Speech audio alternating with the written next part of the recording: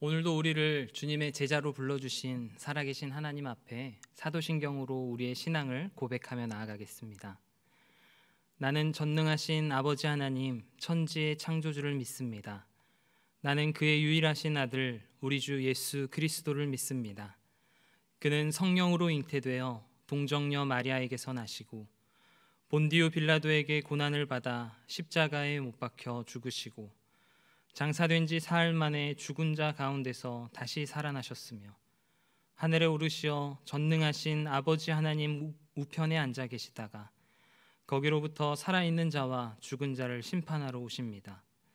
나는 성령을 믿으며 거룩한 공교회와 성도의 교제와 죄를 용서받는 것과 몸의 부활과 영생을 믿습니다.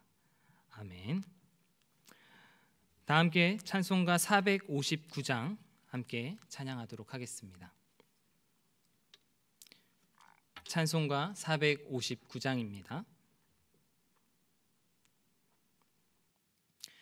누가 주를 따라 섬기려는가? 누가 죄를 떠나 주만 따를까? 누가 주를 섬겨 남을 구할까? 누가 주의 뒤를 따라가려나? 부르심을 받아 주의 은혜로 주를 따라가네. 주만 따르네. 세상 영광 위해 따름아니요. 크신 사랑 인해 주만 따르고 주가 내려주신 은혜 힘입어 주의 뒤를 따라 힘써 일하네. 부르심을 받아 주의 은혜로 주를 따라가네. 주만 따르네. 환난 핍박 많고 원수 강하나 주의 용사 더욱 힘이 강하니 누가 능히 이겨 넘어뜨리랴. 변함없는 진리 승리하리라. 기쁜 찬송하며 주의 은혜로 주를 따라가네. 주만 따르네.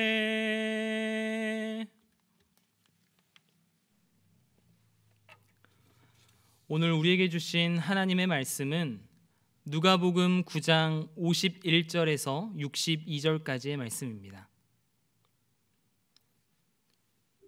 누가복음 9장 51절에서 62절까지의 말씀을 함께 교독하시겠습니다. 예수께서 승천하실 기약이 차감해 예루살렘을 향하여 올라가기로 굳게 결심하시고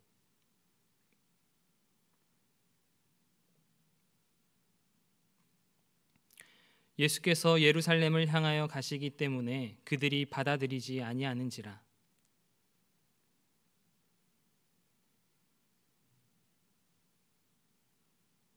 예수께서 돌아보시며 꾸짖으시고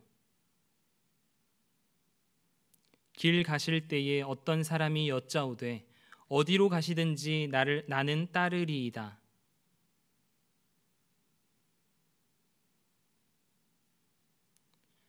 또 다른 사람에게 나를 따르라 하시니 그가 이르되 나로 먼저 가서 내 아버지를 장사하게 허락하옵소서.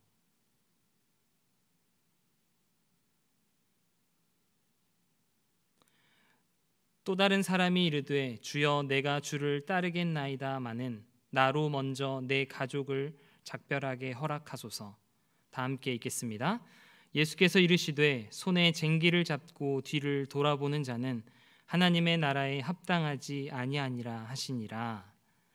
아멘. 오늘 본문의 전반부에 해당하는 누가복음 9장 51절에서 56절까지의 말씀은 예수님께서 예루살렘으로 내려가시면서 잠시 들린 사마리아 지역에서 벌어진 그러한 이야기입니다. 사마리아 사람들은 예수님이 예루살렘으로 가신다라는 사실을 알고는 예수님을 받아들이지 않았다라고 말하고 있습니다. 그들은 유대 지역의 예루살렘에 사는 사람들을 별로 좋아하지 않았습니다. 그 이유가 무엇이었을까요? 왜 좋아하지 않았을까요? 예전부터 유대인들은 사마리아 사람들을 이방인 취급을 했었고 사마리아 사람들은 늘 유대인들의 관심 밖이었습니다. 늘 유대인들이 사마리아 사람들을 멸시하고 천대하기 일쑤였습니다. 그리고 사마리아 사람들은 예수님도 예루살렘 사람들과 한 통속이라고 하는 생각을 가지고 있었기 때문에 예수님의 출입을 거부했던 것이죠.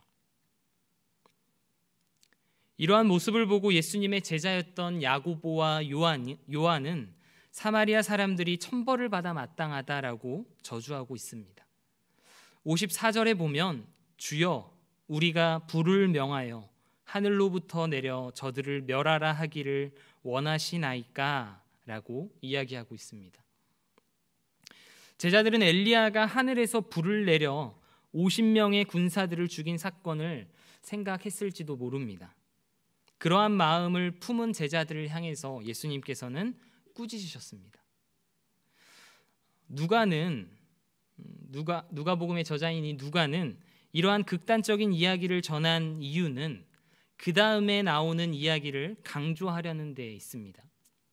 앞의 이야기는 예수님을 노골적으로 거부한 것이기 때문에 쉽게 눈에 들어오지만 그 뒤로 나오는 이야기는 겉으로 예수님을 따르는 것처럼 보이지만 예수님을 거부하고 있다라는 사실을 우리가 발견할 수 있게 되는 것입니다. 누가는 9장 1절에서 시작한 예수님과 12제자의 주제를 제자가 되고자 하는 3명의 사람들과 길에서 대화하는 장면으로 9장을 마무리하고 있습니다. 3명의 사람은 제자로 따르는 삶의 조건으로 예수님과 이야기를 나누지만 본문은 이들이 예수님을 따랐는지에 대해서는 언급하고 있지 않습니다. 예수님께서는 사마리아를 통해서 가지 않으시고 다른 경로로 예루살렘으로 향하던 중에 3명의 사람을 만나게 됩니다. 그 중에서 첫 번째 사람은 예수님에게 어디로 가시든지 나는 따르리이다 라고 말하고 있습니다. 이전에 불을 내려서 저들을 멸하려고 했을 정도로 예수님의 출입을 거부했던 사마리아 사람들에 대한 이야기가 나왔기에 지금 예수님을 따르겠다라고 하는 이 사람의 말은 참으로 반갑고 또 기특하고 또 칭찬받아 마땅해 보이는 그러한 사람입니다. 아무리 빈말이라고 할지라도 칭찬받고 격려받아야 되는 것이죠. 내가 주님을 따르겠습니다. 이 말만 보고 들었을 때에는 뭔가 감동적으로 들리는 좋은 이야기 같아 보여서 칭찬을 받을 법도 한데 예수님께서는 의외의 대답을 하고 계십니다.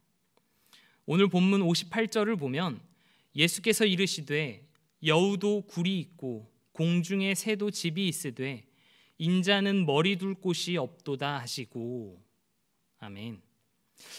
여우도 굴이 있고 공중에 새도 집이 있다라고 하는 말은 한낱 동물조차도 쉴 곳이 있고 안식처가 있다라는 의미입니다. 그런데 예수님께서는 머리 둘 곳이 없다라고 말씀하십니다. 이 말은 단순히 거처가 없다, 안식처가 없다라고 하는 의미가 아니라 어느 누구 하나도 예수님을 반겨주는 사람이 없다라고 하는 의미가 됩니다. 예수님께서는 수많은 이적과 그리고 기적을 행하셨기 때문에 유명하셨습니다. 예수님을 따라다니는 사람들이 엄청 많았을 것입니다. 그러나 그만큼 예수님을 거부하고 또 배척하는 사람들 또한 많았을 것입니다. 오늘 본문 전반부에 사마리아에서도 거부당하시고 또 거절당하시는 사건이 있었던 것을 다 기억하실 겁니다. 앞으로도 그런 일이 더 많이 일어날 것이고 그것보다 더 크고 힘든 어려운 일들이 일어나지 않을까요? 과연 그러한 상황 속에서도 이 첫 번째 사람은 예수님이 어디로 가든지 따라갈 수 있을까요?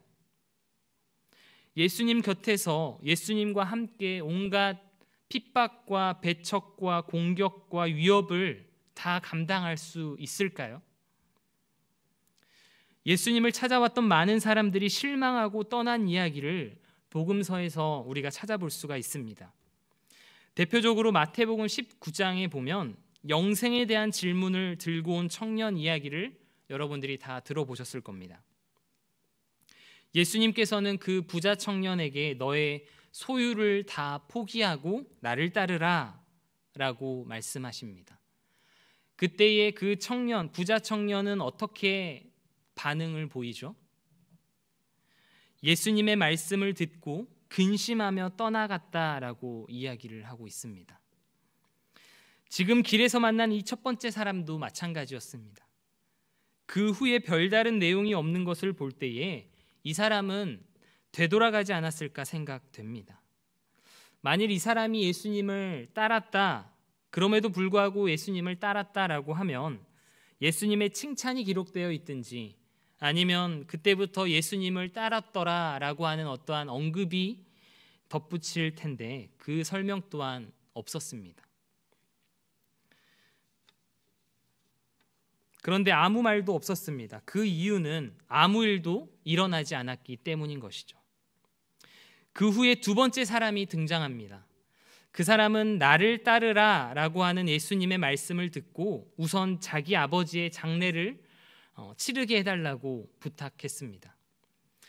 아버지의 장례는 어떻게 보면 인간적으로 봤을 때 당연히 치러야 되는 것이고 가장 중요한 것이라고 생각해 볼 수 있습니다. 그런데 예수님께서는 어떻게 대답을 하셨을까요? 오늘 본문 60절을 보면 이르시되 죽은 자들로 자기의 죽은 자들을 장사하게 하고 너는 가서 하나님의 나라를 전파하라 하시고, 얼핏 들으면 예수님의 이 대답은 말이 되지 않아 보입니다. 아무리 예수님의 제자가 되는 게 중요하다라고 할지라도 아버지 장례를 모른 채 하라고 말할 수는 없을 것 같습니다. 그런데 이 말씀은 두 가지의 의미를 담고 있습니다. 하나는 아버지 장례는 실제 장례를 말하는 것이 아니라 예수님을 따르는 것을 회피한 것으로 볼 수가 있습니다. 겉으로는 예수님을 따를 것처럼 말하지만 속에는 그러한 마음이 전혀 없었던 것이죠. 그러던 중에 아버지 장례라는 핑곗거리가 생기게 됩니다. 또 다른 하나는 하나님 나라가 모든 인간적인 일들을 능가하고 있다는 사실입니다. 그것을 알고 느끼는 사람은 장래로 일컬어지는 급하고 중요한 일들을 옆으로 밀어놓게 됩니다. 왜냐하면 하나님 나라가 더 중요하기 때문인 것이죠. 이 사실이 절실하게 다가오지 않는 사람은 기회만 되면 예수님을 따르지 않을 다른 핑곗거리들을 찾게 되는 것입니다. 그렇게 두 번째 사람도 예수님을 따를 것처럼 보였지만 따르지 않았습니다. 마지막으로 세 번째 사람입니다. 이 사람은 주님을 따르기는 하겠지만 나로 먼저 내 가족을 작별하게 허락해 달라라고 예수님께 요청합니다. 어떻게 보면 두 번째 사람과 비슷해 보입니다. 예수님으로부터의 그 소명을 그럴듯한 이유로 거절하고 있는 것이죠. 예수님께서 이 세 번째 사람에 대해서 뭐라고 대답하시죠? 오늘 본문 62절 말씀입니다. 손에 쟁기를 잡고 뒤를 돌아보는 자는 하나님의 나라에 합당하지 아니하니라. 쟁기질은 뒤로 가는 게 아니라 앞으로 가야 하는 것이며 흔들리지 않고 똑바로 가야 하는 것입니다. 그는 소를 몰면서 자기가 나아가야 할 방향만을 바라봐야 합니다. 그 사람이 뒤를 돌아본다라고 생각해 보십시오. 앞에서 소가 끄니까 앞으로 끌려가기는 하겠지만 쟁기질을 정상적으로 할 수 없을 것입니다. 물론 큰 일을 앞두고 가족들과 작별 인사를 나누는 것은 중요한 일입니다. 문제는 이러한 일들 자체가 아니라 이런 것들을 핑계 삼아서 자꾸만 머뭇거리고 망설이고 주저한다라고 하는 것입니다. 이 사람은 가족들과 작별 인사를 나눈 다음에 돌아와서 예수님을 따랐을 수도 있습니다. 그런데 그 후에 여러 가지 다른 이유들로 인하여서 갈팡질팡하는 모습이 반복될 수도 있을 것입니다. 예수님께서는 작별 인사 그 자체보다는 그 사람의 머뭇거림과 망설임을 문제 삼으신 것입니다.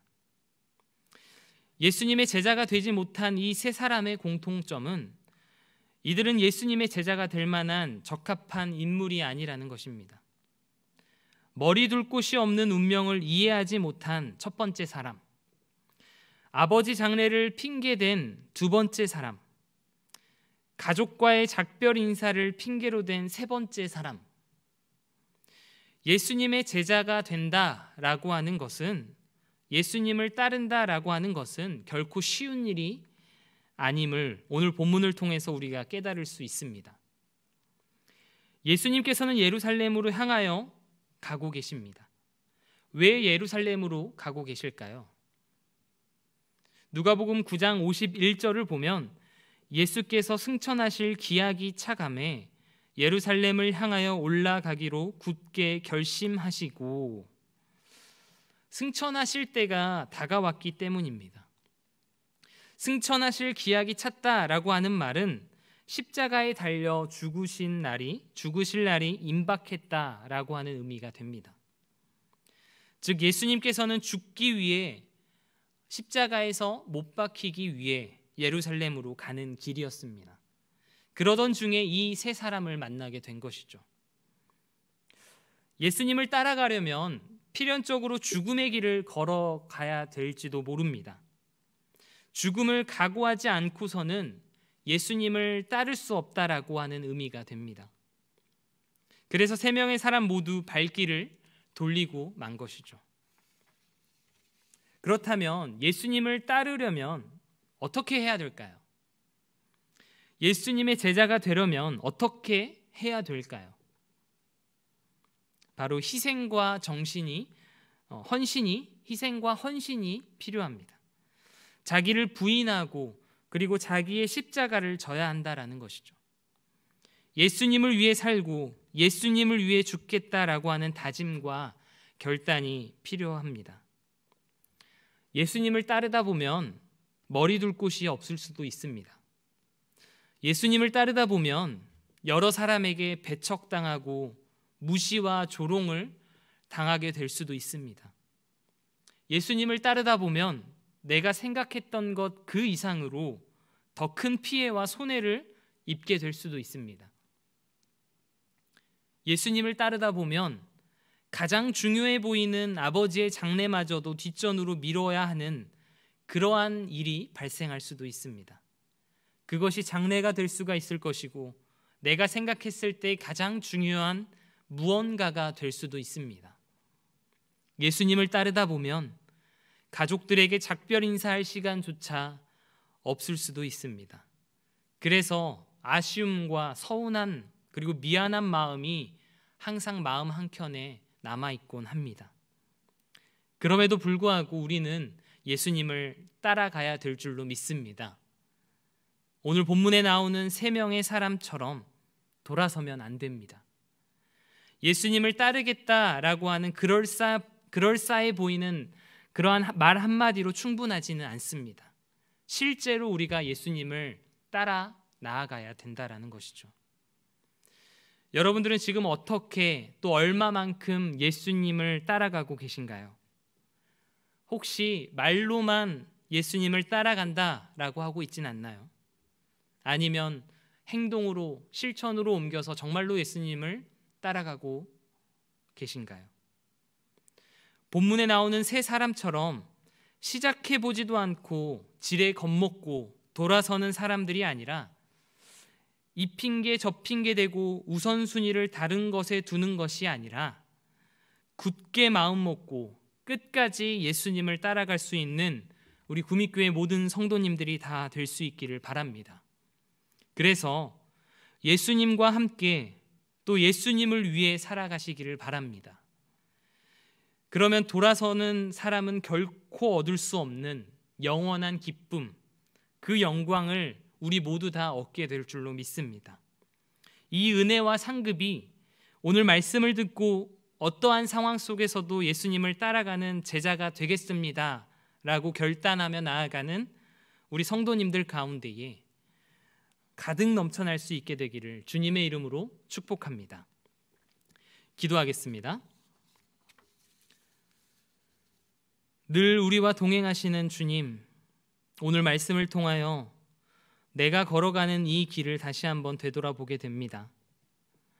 제자의 길, 주님을 따라가는 길이 얼마나 어렵고 힘든 길인지를 생각해 봅니다. 주 예수보다 귀한 것이 하나도 없음을 주님 깨닫게 하여 주시고 세상의 가치보다 하나님 나라의 가치를 더 귀히 여기며 주님이 나의 삶의 우선순위가 될 수 있도록 인도하여 주시옵소서. 그럴듯해 보이는 핑계와 말들로 주님의 길을 따라가는 우리들에게 방해가 되지 않도록 인도하여 주시옵소서. 예수님을 따르다 보면 이런 일도 있고 저런 일도 있습니다.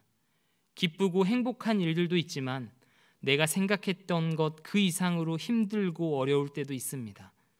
주님, 그럼에도 불구하고 주님을 따르기로 결단하는 우리들의 마음 가운데에 주님께서 동행하여 주시고 매일매일의 삶이 주님이 주시는 힘과 능력으로 한 걸음 한 걸음 제자의 길, 주님의 길, 또 주님을 따르는 길을 묵묵히 걸어갈 수 있는 우리 모두가 될 수 있도록 주님께서 인도하여 주시옵소서.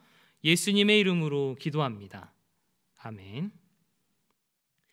하늘에 계신 우리 아버지, 아버지의 이름을 거룩하게 하시며 아버지의 나라가 오게 하시며 아버지의 뜻이 하늘에서와 같이 땅에서도 이루어지게 하소서.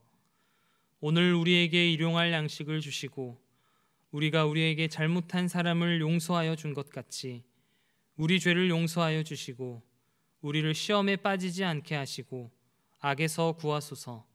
나라와 권능과 영광이 영원히 아버지의 것입니다. 아멘. 이 시간 함께 기도하실 때에 주신 말씀을 붙잡고 함께 기도하기를 원합니다. 오늘 말씀을 통하여 내가 걸어가고 있는 길을 다시 한번 되돌아봅니다.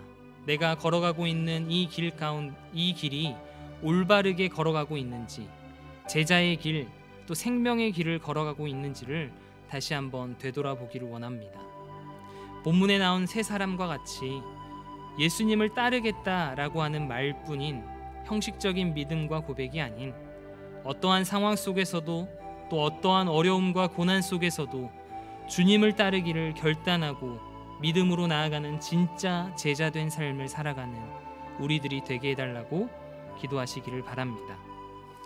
금요일은 사역자들을 위하여 기도합니다. 구역 지도자들이 주님의 이름으로 한 영혼 한 영혼을 귀히 여기며 잘 돌볼 수 있도록 인도하여 주시고 각 구역들이 열심히 기도와 전도를 통하여 부흥될 수 있도록 인도하여 주시고 재직과 사역자들이 각자 맡은 바 사명을 잘 감당할 수 있도록 기도해 주시기를 바랍니다. 이 땅의 봉사자들을 위하여 기도합니다. 말없이 봉사하는 사람들에게 하늘의 복과 은혜를 허락하여 주시고 이 땅 위에 자원봉사자들이 많아져서 서로 돕는 사회가 될 수 있도록 인도하여 주시옵소서. 기득권자와 지식인들이 이웃을 생각하며 겸손하게 섬기며 베푸는 삶을 살아갈 수 있도록 인도하여 달라고 함께 기도해 주시기를 바랍니다. 교회의 환우들을 위해서도 기도해 주시고 주변에 아프고 힘들어하는 사람들을 위해서 기도해 주시기를 바랍니다. 모든 질병과 아픔과 고통을 물리쳐 주시고 회복되게 하여 주시고 치료되게 하여 주셔서 하나님께 영광 올려드리는 하나님의 사람들이 될 수 있도록 함께 기도해 주시기를 원합니다. 마지막으로 개인이 가지고 나온 기도 제목으로 하나님 앞에 기도하며 나아갈 때에 우리 하나님께서 반드시 그 기도에 응답하여 주실 줄 믿습니다. 함께 기도하겠습니다.